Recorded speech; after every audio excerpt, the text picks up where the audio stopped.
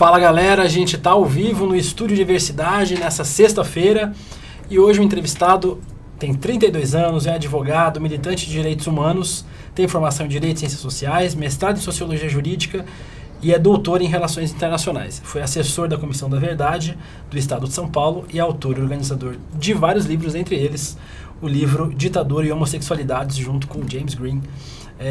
O entrevistado de hoje é Renan Quinalha. Renan, obrigado. Seja bem-vindo ao Estúdio Diversidade. Valeu, William. Prazer estar aqui hoje. A gente vai conversar sobre vários assuntos. Eu já quero pedir para vocês que estão assistindo se inscreverem no canal, clicarem no sininho para receber as notificações dos novos vídeos que a gente faz aqui no 247. Eu vou começar falando sobre o que eu converso quase sempre com os entrevistados aqui, falando um pouco sobre você.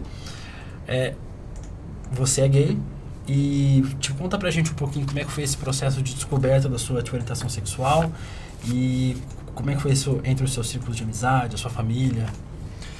Essa questão é sempre uma questão interessante. Eu também gosto de saber como foram os processos de saída do armário das pessoas, de descoberta da sexualidade.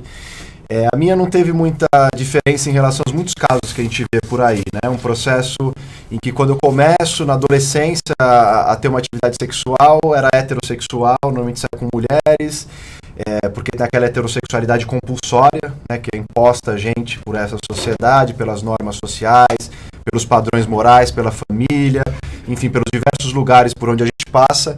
E esse processo vai se acentuando e você vai se, de alguma maneira, conformando, atendendo essas expectativas. Eu tive uma fase de uma bissexualidade quando comecei a ter algumas relações, ainda na época do bate-papo UOL, que era o grande lugar de encontro, de sociabilidade gay naquele momento. Todo né? mundo teve isso, nos anos 90 todo mundo teve. Acho que todo mundo que nasceu nos anos 80, de alguma maneira, descobriu a sexualidade gay ali no bate-papo UOL. Tinha o Mirk também. O Mirk também, eu não peguei tanto o Mirk, era mais no bate-papo UOL, e ali, de alguma maneira, comecei a encontrar as primeiras pessoas, né, não tinha um acesso, morava na zona leste de São Paulo, na Vila Matilde, não era um lugar que tinha lugares para você sair à noite, interagir com pessoas do mesmo sexo, enfim, então isso acaba ficando restrito numa espécie de uma vida dupla mesmo. Até que eu tive uma companheira com quem eu fiquei quase 5 anos, e com ela eu pude abrir, né? E falei, olha, eu tô também era uma relação aberta, e falei, também tô curtindo caras. E ela foi muito generosa, falou, enquanto você estiver comigo, tudo bem, né? Você vai descobrir o que você gosta e viver o que você quer viver. E a gente ainda ficou junto um tempo, até que eu me apaixonei por um cara, que foi o primeiro cara que eu namorei. E aí foi um processo de começar a sair do armário, porque sair do armário é um processo que não é um ato único, ele é um processo contínuo para todo homossexual, né? Então, em cada espaço que você está, você é interpelado a se assumir. Ninguém se assume heterossexual, chega um dia em casa, pai, mãe, me descobri heterossexual, mas se você é homossexual, você vai precisar em cada momento chegar na escola, falar com seus amigos, chegar na família e falar com as pessoas, né? Chegar no trabalho e falar com as pessoas, ainda mais se você assume uma militância nessa área, né? Então é um processo contínuo. E aí foi uma coisa de assim, né? Quando você se abre para a família, não é uma maravilha, ninguém fica feliz inicialmente, tem um processo de uma certa negação, de uma resistência, será que é isso mesmo que você quer? Você tem clareza? Não tem? Se questiona um pouco, né? Se você está ali sabendo o que você está fazendo, porque essa escolha, porque você acha que é uma escolha consciente, racional, você entende muito mais como uma opção do que como uma orientação. E isso tudo foi um processo para mim, mas hoje em dia minha família já há um bom tempo, assim, é muito tranquila com tudo isso, acompanha as ações que eu faço, né, os livros, as publicações, tem uma aceitação muito grande em relação a isso, mas é um processo que é bastante difícil, eu acho, né? Para qualquer homossexual, eu acho que esse processo de saída do armário, no geral, é um processo de você convencer as pessoas, explicar para as pessoas, de alguma maneira romper certas relações, mas ao mesmo tempo eu acho que é um processo gratificante também, porque você vê como as pessoas podem ser mudadas e as pessoas vão aumentando sua tolerância. Eu acho que se toda pessoa LGBT, né, ela vivesse plenamente sua sexualidade, sua identidade de gênero e fazendo esse tipo de conversa, de enfrentamento muitas vezes que é necessário, eu acho que é um processo como a gente vai mudando as pessoas à nossa volta. Dessa maneira, eu acho que a gente também consegue desconstruindo a LGBTfobia, né, que está capilarizada na sociedade. Acho que a gente consegue, de alguma maneira, né, assumir-se a um ato político. Acho que isso é muito importante.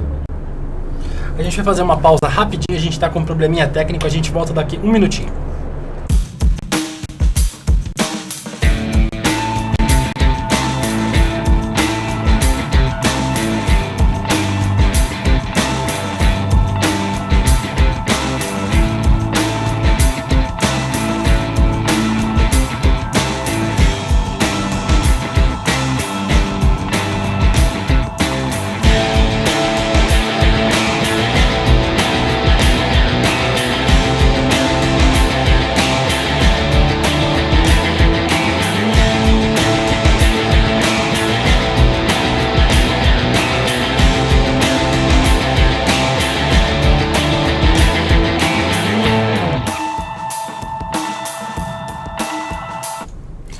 volta, probleminha técnico resolvido. O programa ao vivo é assim, como vocês sabem, mas a gente já resolveu e agora o nosso som está ok.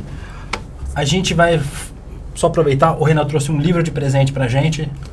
Isso mesmo. Mostra pra eles, Renan. Esse foi o livro que o Renan escreveu, a gente vai falar um pouquinho sobre ele. Ditadura e Homossexualidades, Repressão, Resistência e a Busca da Verdade. É um livro do Renan e do James Green. A gente vai sortear aqui no final, lembrando para quem é inscrito no canal, quem não é inscrito não participa do sorteio, então se inscrevam no canal, cliquem no sininho para receber as notificações. Acho que agora tá em mim, não tá? Aqui, o livro mais pertinho aqui. Vai levar para casa esse livro maravilhoso do Renan, um livro muito bom, e a gente vai sortear aqui no final do programa. Você é ativista de direitos humanos. Como esse programa tem uma pegada pedagógica também, explica para as pessoas o que são direitos humanos e quais são os direitos humanos. Essa pergunta é importante porque geralmente direitos humanos aparecem como algo associado já a bandidos, né? A gente ouve direitos humanos é para humanos direitos humanos é coisa de bandido. Então tem uma série de confusões que fazem com que as pessoas não entendam que os direitos humanos eles acompanham a gente desde o momento em que a gente nasce. Então o direito à saúde, o direito à educação, o direito a uma moradia digna, o direito a uma alimentação, né? O direito ao trabalho, direitos do trabalho, como o 13º férias, direito previdenciário, direito à assistência social, se a gente necessita do Estado. Enfim, todos esses direitos são direitos humanos. Normalmente a gente só fala de direitos humanos no campo da segurança pública, da criminalidade, que é uma tentativa da mídia tradicional de associar os direitos humanos e reduzi-lo a isso. Mas os direitos humanos são fundamentais e não tem sociedade democrática hoje que viva sem direitos humanos. Os direitos humanos são uma grande promessa desde as revoluções liberais, burguesas, a Revolução Francesa, né, que é o grande marco disso, da gente conseguir limitar o poder do Estado para garantir os direitos dos indivíduos, dos cidadãos.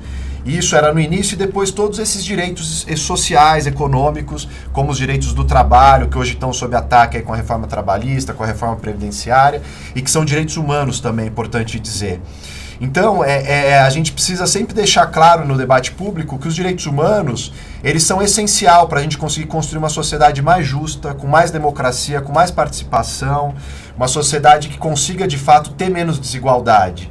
Né? Então, direitos humanos não é uma coisa só de bandido, só restrita. Os direitos humanos são para todos os humanos, inclusive para quem cometeu um crime. Isso não quer dizer que se aprove os crimes que as pessoas cometeram. As pessoas precisam pagar. Uma das grandes lutas dos direitos humanos, inclusive, é para acabar com a impunidade. Mas a pessoa precisa responder a um processo de acordo com o devido processo legal, com direito amplo de defesa, né, direito a um advogado, um juiz imparcial, né, tudo isso faz parte desse repertório dos direitos humanos que foram conquistas. Direitos humanos são frutos de muitas lutas políticas, não é nada natural, não estão dados. São construções de lutas políticas dos movimentos sociais, né, dos partidos progressistas, de vários campos da nossa sociedade que foram brigando para conseguir consagrar essas conquistas de promessa de liberdade, de justiça social que os direitos humanos representam. Quero agradecer, tem muita gente assistindo o programa, quero agradecer quem assiste sempre, o Atlete Black, o Luiz Silva, o Felipe assiste sempre, o pessoal... o Guilherme Bauer, o pessoal que assiste sempre o programa, quero agradecer a todo mundo. Lembrando, se inscrevam no canal, cliquem no sininho para receber as notificações. Você escreveu um livro ainda sobre o tema de direitos humanos, um livro sobre ditadura e homossexualidades, né? Nessa época em que a gente viveu, nesses anos que a gente viveu a ditadura militar no Brasil, como é que era a vida para essa comunidade tipo LGBT? Ela é muito diferente do que a gente tem hoje? Era diferente, era bastante diferente e é interessante porque a gente, quando foi trabalhar nesse livro, e estava na Comissão da Verdade também, não havia muitos trabalhos, investigações que tentavam discutir essa questão da vida das pessoas LGBTs durante a ditadura. Porque o Brasil sempre foi um país estruturalmente LGBTfóbico, estruturalmente machista, estruturalmente racista, mas a gente foi motivado pela questão de entender por que e como na ditadura as pessoas LGBTs eram afetadas, não mais, não menos, mas de modo diferente do que as outras pessoas. Normalmente se discutia muito já na historiografia, nos trabalhos acadêmicos, né, e mesmo nas políticas do Estado que tinha sobre memória, sobre reparações, no Ministério da Justiça, se discutia a repressão aos grupos de luta armada que resistiram à ditadura. Então isso já havia muito material, mas sobre as pessoas LGBTs havia muito pouca coisa. E a gente nota que foram diversas as violações de direitos humanos que afetaram a população LGBT, em particular durante esse momento da ditadura.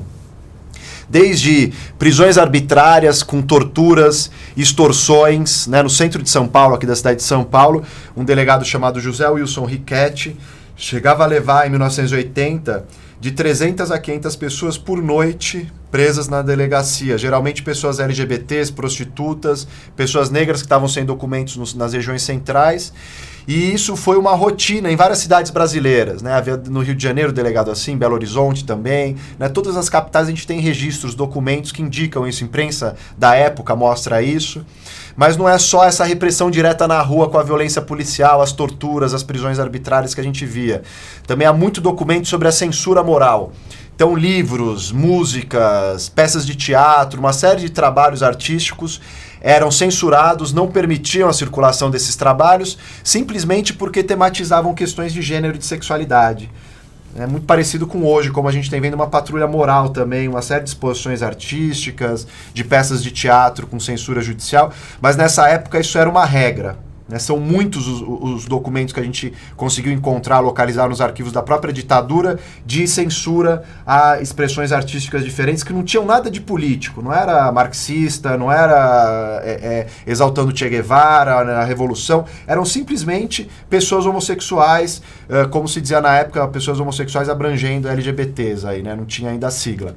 E além disso, a discriminação no trabalho também dentro das Forças Armadas. Então, de algum modo, a homossexualidade foi usada como um instrumento para perseguir pessoas dentro dos setores civis e das Forças Armadas. No Itamaraty, em 69, 15 diplomatas foram caçados por uma comissão de investigação sumária, entre eles o Vinícius de Moraes, o poeta, cantor, mas o Vinícius era por conta de alcoolismo e não de homossexualismo, mas 7 desses 15 era por conta de homossexualismo, conforme constava no documento. Uhum. E nas Forças Armadas, uma série de militares também foram caçados. Então a gente tem um repertório muito grande de violações que a gente tentou documentar no livro, que também está no relatório da Comissão da Verdade. Quem tiver interesse está disponível na internet, colocar lá Comissão Nacional da Verdade, homossexualidades, vai aparecer o capítulo específico que nós fizemos, que foi um trabalho mesmo minucioso de investigar essa documentação sob essa chave da sexualidade, que geralmente não era observada. Então dá para ver que, a partir, né, dessas constatações, que na ditadura você teve uma política de Estado que institucionalizou a perseguição a esses setores. Não como era em relação à esquerda organizada, à luta armada, que era uma política de extermínio, né, de desaparecimento forçado, assassinato, mas a ditadura teve uma política de guetificar muito a população LGBT. Então permitia que certas boates começassem a abrir, a funcionar, mas a população LGBT pobre era colocada em certas regiões da cidade ali, né, em que era constantemente assediada, que era constantemente vigiada pela polícia, controlada na sua sexualidade, né? Então, de alguma maneira, se teve um recorte de classe nesse momento também, em que certas boates e casas noturnas e bares, né, LGBTs começaram a ser abertos. E aí as pessoas que tinham dinheiro podiam acessar isso, viviam com relativa tranquilidade sua sexualidade e sua vida, mas quem não podia acabava ficando nesses guetos urbanos que se formavam nas grandes cidades, sobretudo, né, Eixo Rio-São Paulo, que a gente conseguiu muita informação. E aí esses lugares eram normalmente lugares de LGBTs pobres, que aí eram sujeitos a todos os tipos de violência, sobretudo as pessoas trans, que a gente tem documentação de várias torturas que foram praticadas. Isso é doido, porque nessa época a própria esquerda não entendia muito bem, né, a comunidade LGBT. Não era um espaço de acolhimento, né? A esquerda era perseguida, mas também não tinha esse espaço de acolhimento, né, para essa população. Sem dúvida. A gente tinha uma LGBTfobia, ou a homofobia, como se dizia, né, em relação às homossexualidades, mesmo dentro dos setores progressistas da sociedade. Então, se a gente for olhar, a sexualidade dissidente, a homossexualidade, né, que não repete o padrão heterossexual, era visto, mesmo no campo da esquerda, é óbvio que tem várias tradições aí do comunismo internacional, mas era uma visão de que a homossexualidade era uma degeneração, era um vício pequeno burguês, né, era um desvio que devia ser sanado, um tipo de deficiência moral, né, se reproduziu mesmo dentro da esquerda essas visões tradicionais sobre a homossexualidade. Então a esquerda, mesmo no Brasil, ela demorou para incorporar essa dimensão da sexualidade. Agora, justiça também precisa ser feita, porque, em primeiro lugar, a gente constatar, né, que a esquerda também reproduziu homofobia é muito diferente de dizer que a ditadura institucionalizou a homofobia no Brasil, né? O alcance e o sentido da homofobia da ditadura a partir do Estado, do seu aparato repressivo, de todo o seu poder material, é muito diferente da esquerda, que estava acuada, né? Que estava sendo alvo aí de uma política de perseguição e de extermínio e que não tinha espaço para debater essas questões adequadamente. Tanto que no momento que a abertura começa, no fim dos anos 70, vai ser justamente os setores das esquerdas que vão incorporar essa discussão e vão começar a desenvolver isso, né? A Convergência Socialista e o PT, né, que vai ser formado logo no começo dos anos 80, vão ser os primeiros grupos a terem um setorial do partido específico para as pessoas LGBTs, para trabalhar essas questões, né? Então, justiça precisa ser feita, que foram esses setores de esquerda também, que apesar de terem um passado de reprodução da homofobia, da LGBTfobia, foram esses segmentos também que, quando houve uma abertura, uma possibilidade de organização de partidos no Brasil, né, maior liberdade de participação política, de disputa eleitoral e tudo mais, foram esses setores que acolheram candidaturas. Inclusive, em 82, tem candidaturas interessantíssimas de homossexuais no PT, né, nesse momento. Então essa é uma história importante também para a gente entender os limites, né, e os avanços que a gente teve nessa pauta nos partidos e na esquerda. Isso também é doido porque a gente tem a esquerda no Brasil com essas pautas que são liberais dos costumes, né? E a gente tem uma direita que se diz liberal na economia, mas é extremamente conservadora nos costumes, né? Então a gente vê poucos avanços e os ataques normalmente que essa comunidade sofre, inclusive com projetos de lei, vêm normalmente desses partidos de direita, né? É verdade, os partidos de direita muitas vezes até fazem setoriais LGBT, isso é uma coisa que se generalizou hoje, partidos da extrema-direita brasileira têm, só que não funcionam, né? O partido inteiro reproduz ali discursos LGBT-fóbicos, né, coisa que a gente não vê no campo da esquerda, mas esses partidos de direita fazem isso e aí colocam como se fosse ali um salvo-conduto, né? Tem um setorial LGBT aqui tratando dessas questões, tem uma candidata trans, tem uma candidata lésbica, né, como se fosse pagando pedágio ali para poder autorizar o que o partido institucionalmente reproduz de discursos LGBT-fóbicos. O famoso, eu tenho até um cabeleireiro gay, né? Aquele... Exato. Eu não tenho preconceito, eu tenho até um cabeleireiro que é gay, o meu porteiro é gay. Né? Mas desde que seja meio distante, né? Uma coisa que não é da minha família, que está ali longe. Então isso é muito comum no discurso conservador da direita. De alguma maneira, como você disse, né, a direita proclama aí um certo liberalismo econômico, que também é bem problemático, porque a direita brasileira sempre dependeu muito do Estado, encostou muito no Estado, no desenvolvimento do capitalismo brasileiro, mas fato é que, do ponto de vista dos costumes, o que a gente vê é que esses setores conservadores aí, eles nunca romperam com essa visão que a gente vê na ditadura e que a gente vê mesmo antes da ditadura, né? Porque não é que com esse trabalho a gente tenha buscado dizer que a ditadura inaugura a LGBTfobia no Brasil, né? Desde quando os portugueses invadiram o território brasileiro, eles já trouxeram uma moral católica conservadora que criminalizava a sodomia, com as piores penas possíveis, né? Nas ordenações do Império Português lá tinha esse crime e era desde fogueira, degredo, enfim, tinha uma série de penas colocadas. Então é antigo. Só que durante a ditadura, de algum modo, esse discurso da direita, da extrema-direita, que é um discurso extremamente LGBTfóbico, né, de que nos costumes é preciso uma certa dureza, de que é preciso preservar a família heterossexual, patriarcal, a família nuclear, né, como o grande pilar da sociedade brasileira, esse discurso aqui alcança um nível do próprio Estado. Em outros países da América Latina a gente teve ditaduras militares que nem no Brasil, até não sei se mais graves, mas com maior número de mortos e desaparecidos, e eles criaram comissões essas mesmas comissões da verdade, só que algumas delas tiveram o poder, inclusive, de apontar crimes, né? Você acha que a comissão que a gente teve aqui no Brasil, ela fez jus aos crimes que foram cometidos? Você acha que esses modelos que foram criados em outros países, como a Argentina, no Chile, são mais ideais nesse sentido? O Brasil, ele está atrasado, né? Em relação aos vizinhos, é que a gente está muito atrasado, porque todos nós vivemos ditaduras muito semelhantes, inspiradas pela doutrina de segurança nacional norte-americana, no contexto de uma Guerra Fria, em que havia uma perspectiva anticomunista muito forte, uma paranoia em relação a essas questões morais. Então as ditaduras têm várias semelhanças, apesar de algumas diferenças que existem também. Agora, o que a gente tem de curioso é que o Brasil faz uma comissão da verdade, que é uma comissão criada, para quem não conhece, para investigar as graves violações de direitos humanos cometidas pelo Estado. Então, essas violações são cometidas não por pessoas, mas pelo Estado, que tem uma política pública de violação de direitos humanos. Você tinha dependências, prédios inteiros das Forças Armadas dedicados a torturar, a fazer interrogatórios com violência, obter informações para poder perseguir os grupos fora da lei, porque isso nunca foi legalizado no Brasil, a tortura, a violação dos direitos humanos. Então, se fingia que tinha uma normalidade, mas estava se fazendo isso, inclusive com pessoas com um salário para poder trabalhar fazendo esse tipo de violação de direitos humanos. E o Brasil faz uma comissão da verdade, o que é um passo importante, para apurar essas violações de direitos humanos. A Comissão da Verdade Brasileira é criada com poder para nomear os autores das violações. Então a gente consegue fazer um reconhecimento público e oficial de quem são os violadores de direitos humanos, só que a gente não consegue dar o passo seguinte, porque a verdade não basta. Conhecer a verdade é importante, do que aconteceu no passado, para a gente não repetir no presente e no futuro, romper com essa lógica de impunidade, que é o que hoje autoriza, por exemplo, que a gente tenha a polícia militar que mais mate no mundo.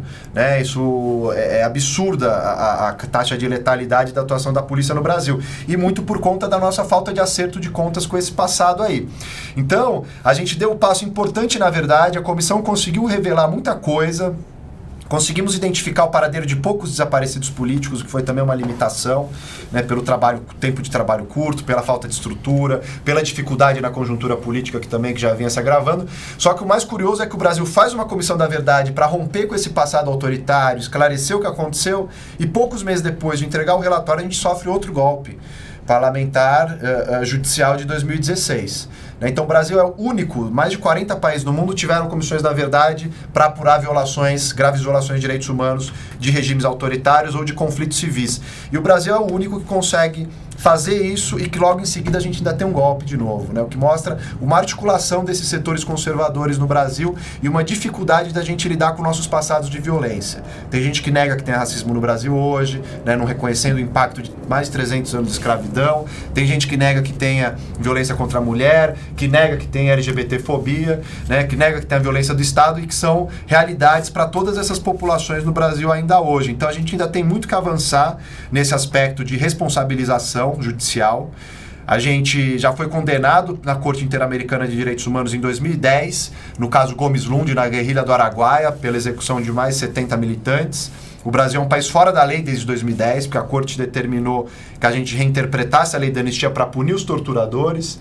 E a gente foi condenado também há uns 15 dias agora, muito recente, no caso Herzog, do jornalista Vladimir Herzog, que também é um caso que está impune até hoje, sabe-se quem foram os responsáveis, quem estava envolvido, quem comandava o doicode no momento em que ele ali foi assassinado, mas a gente não apurou e não puniu esse crime adequadamente, então foi condenado de novo. O Brasil acumula já 2 condenações na Corte Interamericana de Direitos Humanos e é um país fora da lei do ponto de vista do direito internacional.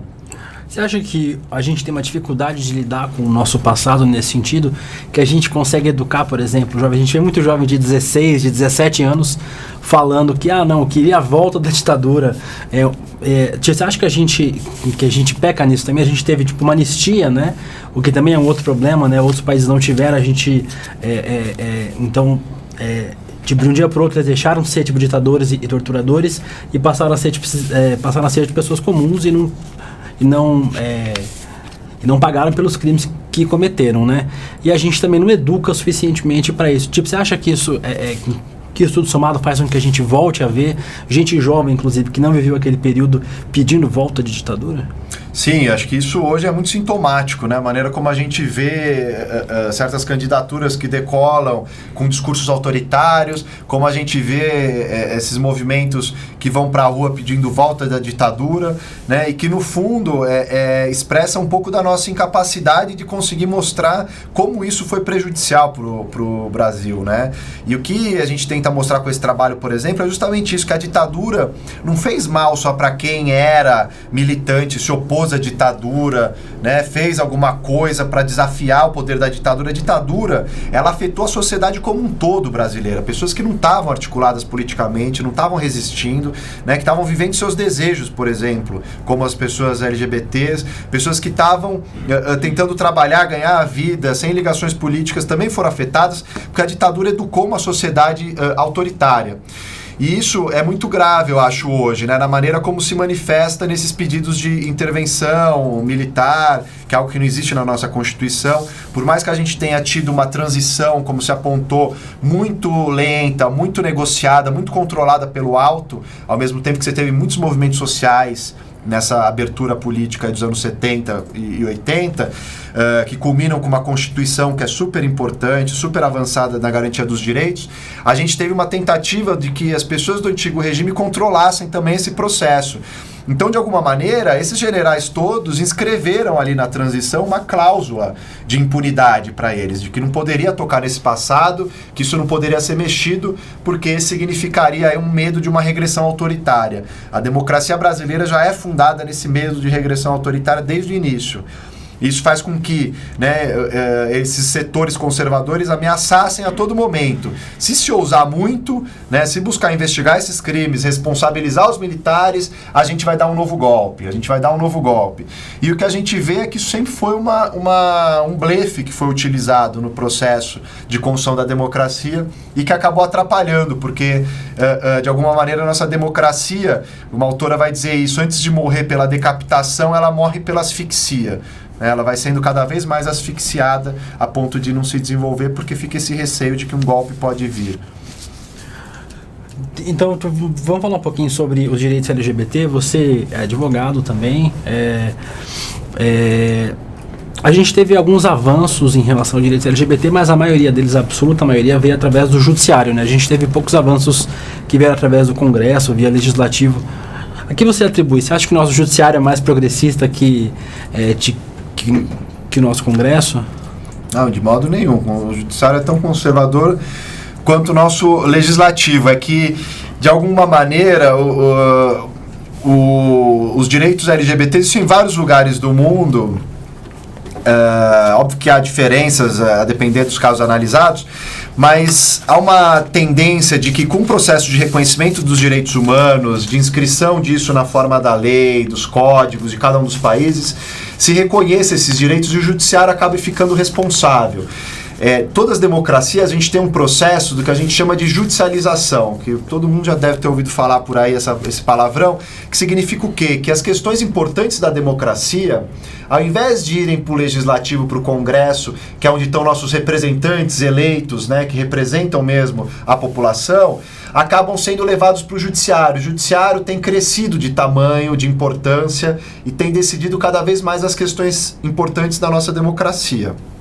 E as questões de gênero e sexualidade, sobretudo em um legislativo que é dominado por uma bancada fundamentalista religiosa, acaba fazendo com que essas questões não passem no legislativo, não tenham espaço, tanto que a gente não tem uma lei específica para a população LGBT de criação de direitos que passou pelo Congresso Nacional.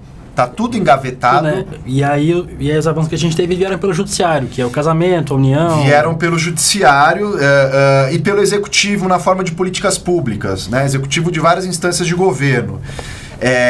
E que são políticas públicas sempre muito tímidas e problemáticas, porque depende da correlação de forças entre executivo e legislativo.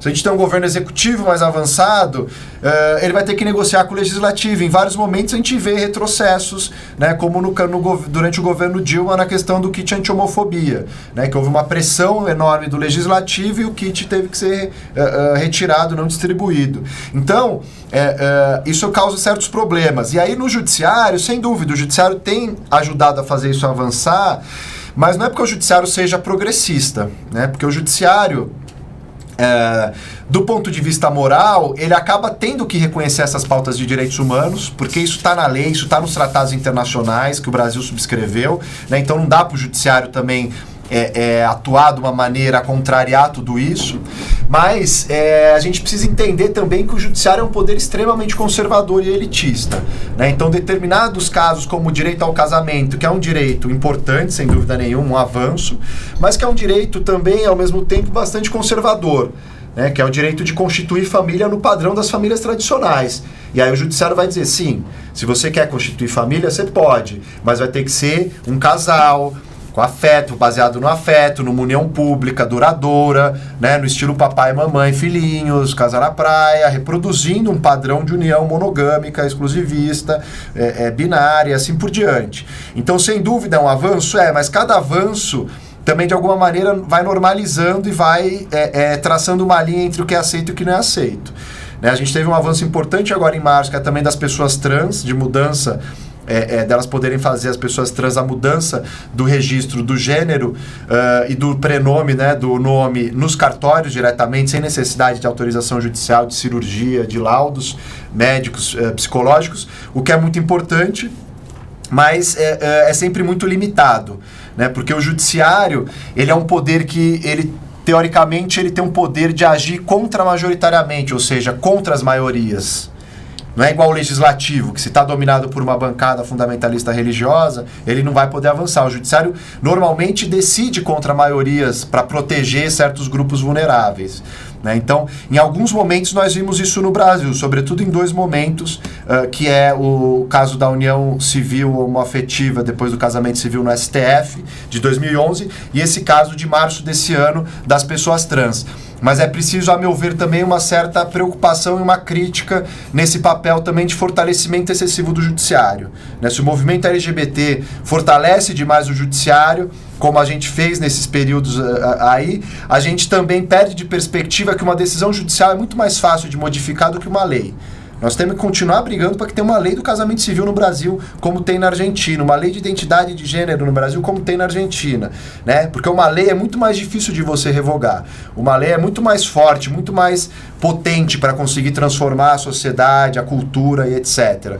Né? Então, me parece que essa luta só no judiciário, ela não fortalece, não faz avançar tanto os direitos LGBTs. Eu acho que é preciso ter uma certa desconfiança, inclusive porque o Poder Judiciário, né, valida a retirada de direitos sociais e econômicos no Brasil, validou a reforma trabalhista, validou o golpe de 2016, né, esse mesmo judiciário, que é o judiciário que ganha auxílio moradia, cheio de privilégios, de corporativismo, né, e que se a gente também fica numa visão não crítica, exaltando esse judiciário, eu acho muito perigoso, né? Porque nossa preocupação é sim que as pessoas LGBTs sejam plenamente respeitadas, mas a gente também quer viver numa sociedade democrática. E numa sociedade democrática o judiciário não pode ser o único poder comandando o país inteiro, né? Precisa ter uma distribuição, uma divisão desses poderes. Quero agradecer todo mundo que está assistindo o programa. A gente tem quase 1.400 pessoas vendo simultaneamente aqui o programa. O Eduardo Prado diz essas bancadas fundamentalistas e seus seguidores que matariam Jesus de novo se hipoteticamente ele voltasse à Terra. Luiz Silva, a Sônia Mourão, Ruth Selma, Bárbara Rodrigues, enfim... Só mandando um abraço para todo mundo que está assistindo o programa aqui ao vivo com a gente. Você também tem um trabalho, Renan, em relação à história do movimento LGBT, né? Então, te faz uma breve recapitulação dessa história desse movimento, que é um movimento relativamente recente no Brasil, né? Uhum. E sobre o trabalho que você está fazendo nesse sentido. Essa é uma discussão importante porque geralmente a gente muitas vezes acha que tudo está começando agora, que começou na era da internet, os ativismos, a militância, né? Sendo que o movimento LGBT brasileiro, ele é fundado em 78 no Brasil, ou seja, nesse ano de 2018 são 40 anos que o movimento, na época se chamava Movimento Homossexual Brasileiro, MHB, depois vai se diversificar, as identidades vão aparecer e tal, e vai ser o movimento LGBT como a gente diz hoje, mas ele está completando esses 40 anos já nesse ano. E é 78 marco, por quê? Não porque antes não houvesse pessoas LGBTs no Brasil, havia pessoas atuando politicamente, né? Pessoas que estavam vivendo seus desejos, desafiando as famílias, o Estado, desafiando uma série de poderes constituídos que não permitiam as pessoas viverem livremente, e tinha pessoas que se associavam, inclusive, fazendo publicações, atuando coletivamente em festas que organizavam, né, discutindo os temas que diziam respeito a essa coletividade LGBT. Isso de algum modo existia, mas um movimento social no sentido do que a gente chama hoje de movimento social, que é um grupo organizado com uma pauta específica, com reuniões regulares, né, com uma visão política de mundo, de mudança da realidade, vai se formar em 78, no momento em que a ditadura está enfraquecendo, né, a ditadura está sofrendo uma série de derrotas e os movimentos sociais estão se rearticulando. O movimento feminista se rearticula em meados dos anos 70 também, o movimento negro em 78 com o movimento negro unificado, e o movimento homossexual também em 78. E aí começa com reunião aqui em São Paulo do grupo Somos, né, um grupo que logo viria a se chamar Somos, que é uma homenagem ao grupo argentino que em 69 é criado, da Frente de Libertação Homossexual Argentina, tinha uma publicação que se chamava Somos, e esse grupo começa as primeiras reuniões na cidade de São Paulo em 1978, e vai ser um grupo importantíssimo, porque ele vai ter uma visão não só das questões específicas das pessoas LGBTs, mas de uma perspectiva de compromisso pelas lutas democráticas, né, para derrotar a ditadura, para poder conquistar as liberdades de novo no Brasil, os direitos civis, e vai atuar muito fortemente no início contra a imprensa na época, que era uma imprensa tradicional que reproduzia muitos estigmas em relação às homossexualidades. Muitas pessoas do Grupo Somos vão fazer parte de um veículo de comunicação, um jornal mensal chamado Lampião da Esquina, que também aparece em 78, e que vai ser um jornal da imprensa alternativa importante nesse momento para trazer essas discussões também sobre sexualidade, para dentro da esquerda, inclusive.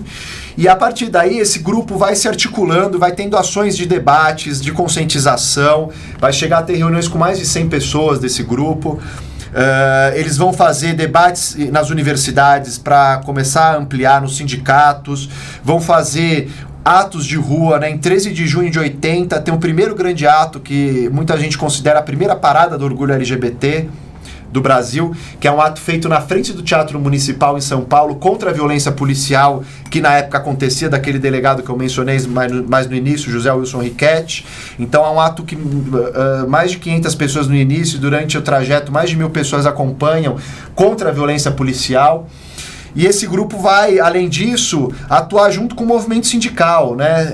Esse livro mostra, na foto aqui de baixo, contra a discriminação do trabalhador / homossexual. Essa foto aqui embaixo, depois quem olhar na internet vai encontrar essa capa, né? Isso aqui é o 1º de maio de 80 no estádio de Vila Euclides, em São Bernardo, né? No momento em que está havendo grandes greves do movimento operário ali no ABC, né, que estão contagiando o Brasil inteiro ali na luta contra a ditadura, e um grupo de mais de 50 homossexuais se junta para ir mostrar solidariedade e se juntar no que a gente hoje chama, né, de interseccionalidade, de como essas lutas se cruzam, se juntam.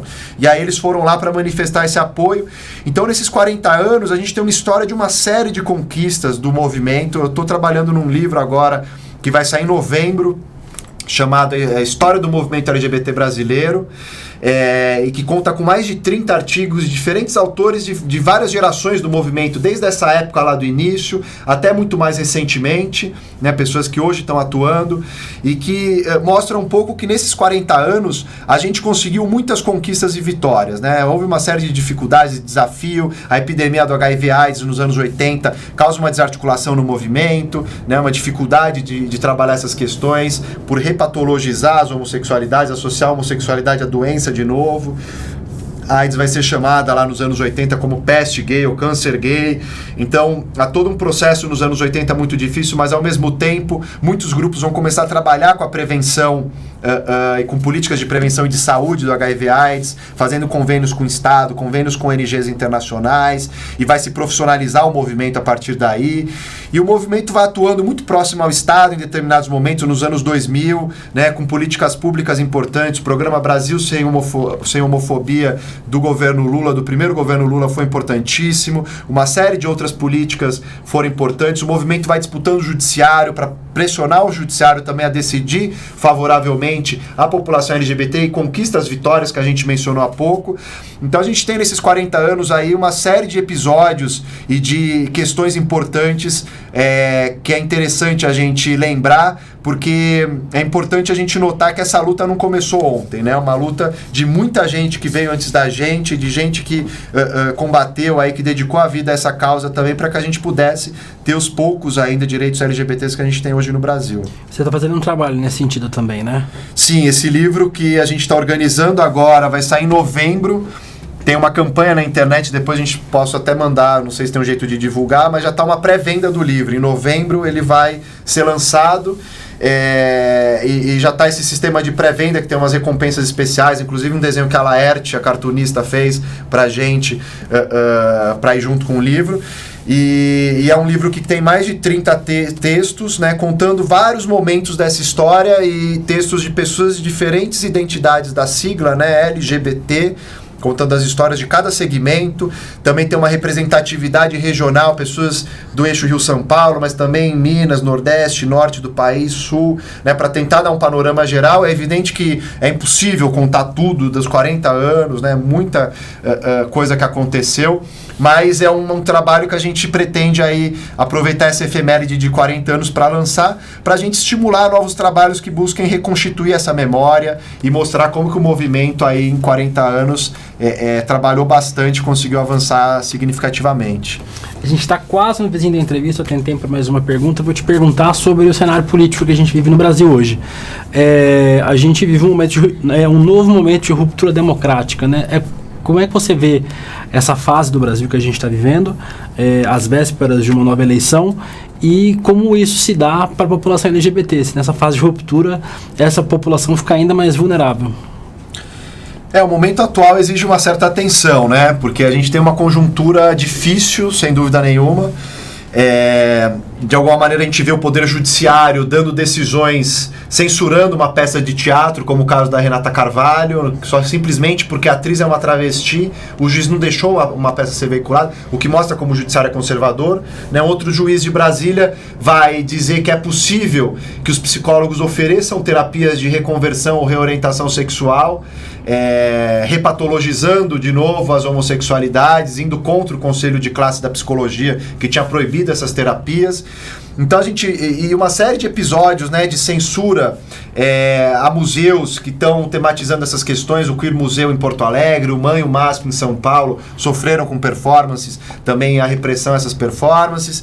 Então a gente vê que é um momento que exige uma certa atenção, mas eu acho importante também, né, e nesse trabalho de olhar para os 40 anos, vendo cada fase, momento do movimento, eu fiquei muito com uma impressão de que a gente precisa ver esse momento atual também tirando uma certa distância, pegando um fôlego, para entender que o que a gente vive hoje não é uma ofensiva conservadora, né? O que a gente vive hoje é uma reação conservadora às conquistas, né, aos avanços que nós tivemos nos últimos 40 anos. Então acho que reenquadrar um pouco isso para entender. É importante a gente ler bem essa conjuntura, saber analisá-la e classificá-la, porque eu não acho que seja uma mera ofensiva, eu acho que isso é uma reação que nós estamos vendo. De alguma maneira, esses setores conservadores perderam muitas dessas disputas, né? Hoje em dia, a gente tem pastas LGBTs em praticamente todas as secretarias de direitos humanos, em várias cidades, estados, União, né, no Brasil.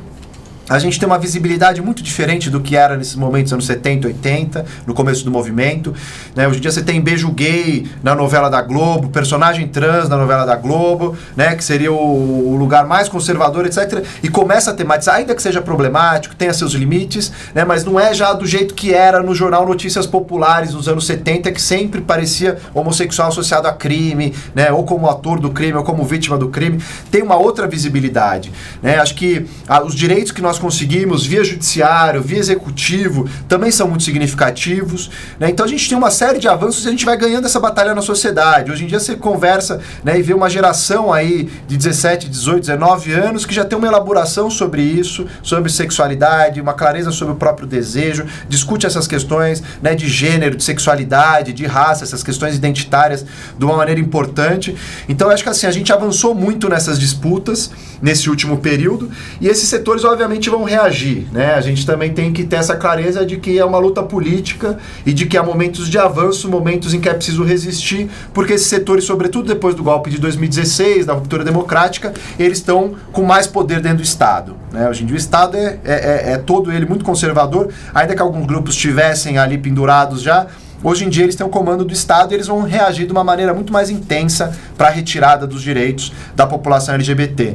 Então acho que esse momento é um momento em que a gente precisa ficar muito atento, precisa articular essa resistência, precisa criar laços, né? Acho que precisa romper com uma lógica só identitarista também, de fechar, mas de criar esses diálogos, criar essas frentes de luta conjuntas, porque no fundo todos esses segmentos vulneráveis estão sendo atacados e vão sofrer com essa reação conservadora que a gente está vivendo, né? Não é só a população LGBT, então acho que é um momento também da gente recriar certos laços, alianças aí com muita generosidade, entendendo que é preciso ter frentes muito amplas de luta, de resistência, para a gente poder avançar não só nas conquistas que já tivemos, mas também em novos direitos aí, numa nova cidadania.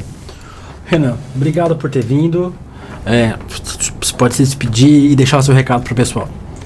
Não, eu queria agradecer o convite, foi um prazer estar aqui hoje com vocês, batendo esse papo, agradecer ao William, a TV 247, e pedir para vocês acompanharem, quem tiver interesse aí, olharem esse livro sobre os 40 anos, que vai ser um trabalho interessante, importante, para a gente poder conhecer melhor essa história do movimento LGBT, e conhecendo esse passado a gente consegue lutar melhor no presente e no futuro para conseguir seguir avançando. Obrigado. Sim, gente, obrigado. Tem muita gente aqui pedindo a Laerte aqui no programa. Eu já entrei em contato com a Laerte, a gente já conversou, e a gente vai fazer em breve uma entrevista com a Laerte. Tem uns probleminhas de agenda e tal, mas a gente vai conseguir trazer a Laerte para cá em breve, não se preocupem. Deixa eu só aproveitar para mandar um abraço a todo mundo que assistiu aqui, enquanto o menino Nicolas vai fazer o sorteio do livro do Renan, que o Renan trouxe para sortear aqui pra gente. Quem ganhou foi Cleomar Vivian. Cleomar Vivian ganhou o livro do Renan. O Renan trouxe aqui de presente pra gente, a gente vai mandar pra você. Manda um e-mail para contato@brasil247.com.br que a gente vai mandar o livro. Renan, obrigado de novo. Valeu, até uma próxima, William. Parabéns pelo trabalho. Valeu, aqui. gente. A gente continua com a programação do Brasil 247. Daqui a pouco tem o Boa Noite 247. Tchau.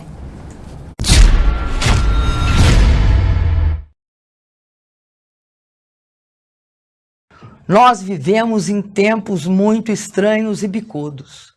Nesses tempos, é muito importante que as nossas opiniões surjam e apareçam. Daí que eu acredito que a imprensa, essa imprensa que nasce da base, essa imprensa democrática, essa imprensa que se esforça para sobreviver, seja apoiada. Por isso eu apoio o 247 na sua luta por sobreviver.